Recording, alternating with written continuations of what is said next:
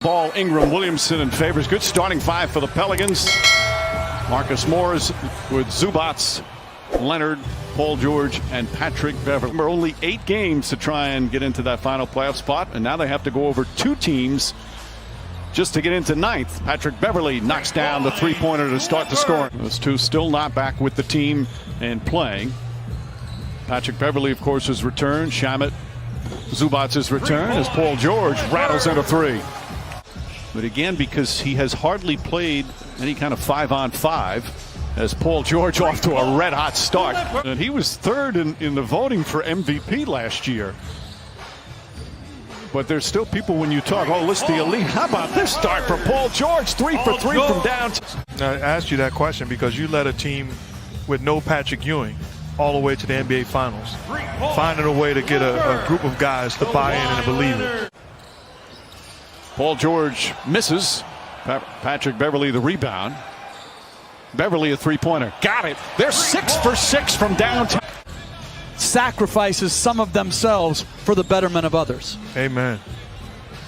Jonathan Irons was the gentleman's name that Maya Moore recently checked in. Throws it down.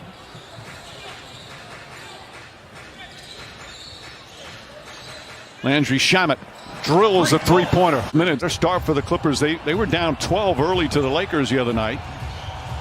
But came out firing on all cylinders. Three-pointer rattles in. JaMychal Green. No, and on top of that, everybody raves about the human being that he is. How great of a guy he is. A long three-pointer from Kawhi. 10. And they built our whole system up in terms of the return to play very specifically. And every player had a very similar game plan. In the midst of protecting the future of the franchise, they're trying to win games, and that could cost somebody their job or a player being traded. And that's the the elephant in the room right now. Patrick Beverley, another 3. 13 three-pointers in 17.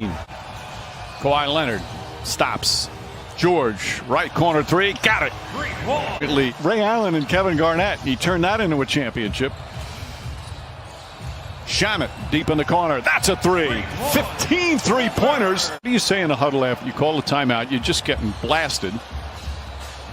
Well, first of all, I don't like the way we came off the court. Filling out this roster completely. Even the Chris Paul trade. When you're under the gun as George hits another 3.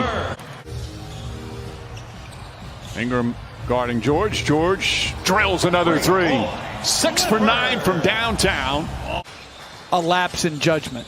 That is disrespectful, and I think has to be adjudicated appropriately. And remember, the Clippers, they're missing 2 key players, 2 of their highest scorers as well. George again, another three-pointer. That's his 8th of the game. I think it was like 3 feet. Zubats the rebound. Well, players trying to do something to keep themselves occupied. Reggie Jackson with the 21st three-pointer. Patrick Patterson hits the three-pointer. All right, so as coaches,